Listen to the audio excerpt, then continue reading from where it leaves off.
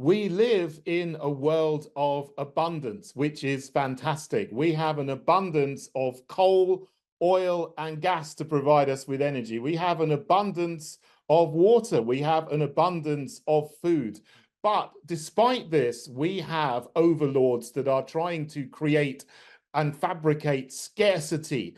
And they are probably doing that because I would say that they are psychopathic and they want to create scarcity in order to control us and in order to change society so that we don't have the freedom which we would have if we could enjoy the abundance that we do have and can make use of. The way that they have done this for many, many years, if not decades, is to push the narrative of climate alarmism.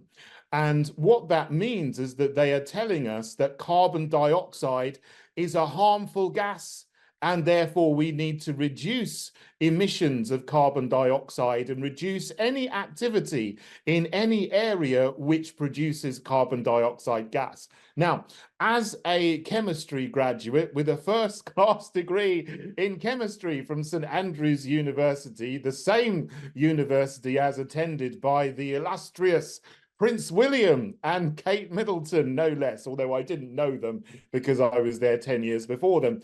But with a chemistry degree, I can assure you that carbon dioxide is not a harmful gas. We all breathe it out all day, every day as we respire. Carbon dioxide levels have been less than they are now at some points in history, and they've been more than they are now at other points in history. But carbon dioxide levels could increase about tenfold and they would have no harmful effect whatsoever on living organisms or the globe and the planet, as climate alarmists would tell us that it would do. What this means is they are then causing politicians and people in power to introduce regulations, climate regulations and climate laws. In the UK, we have the Climate Change Act 2008, which says that we have to aim towards net zero. First, when it was written by 2050, but that was changed under Theresa May's administration so that it would be coming in earlier.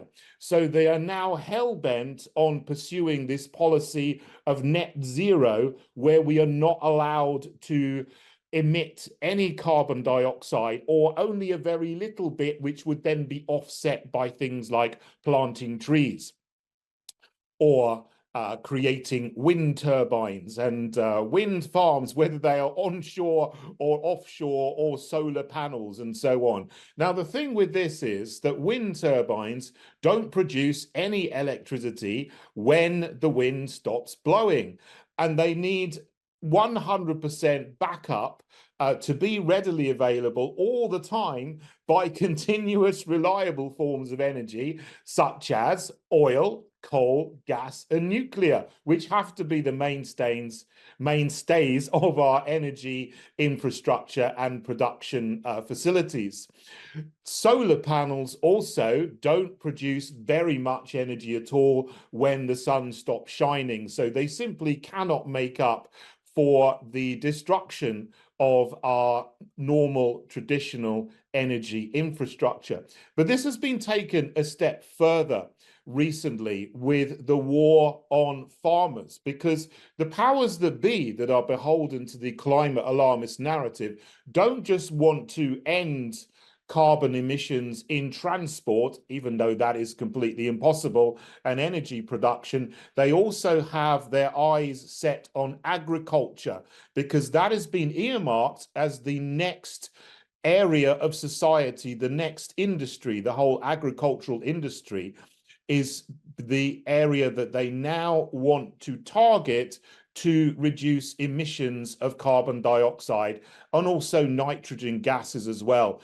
And we've seen the terrible policies being implemented first in the Netherlands, then in Ireland, where the government wants to kill and cull 200,000 cattle, in France, in Germany, where they want to reduce subsidies for farmers' fuel, and now in the UK, where environmental and climate regulations are decimating the farming industry. But the people are pushing back. I could say so much more about what's happening with the farmers' protests and the war on farms.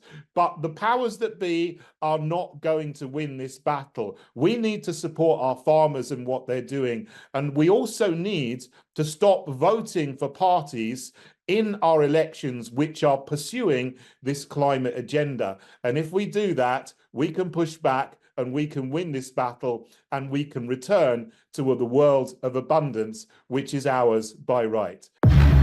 David Curtin on today's News Talk, TNT.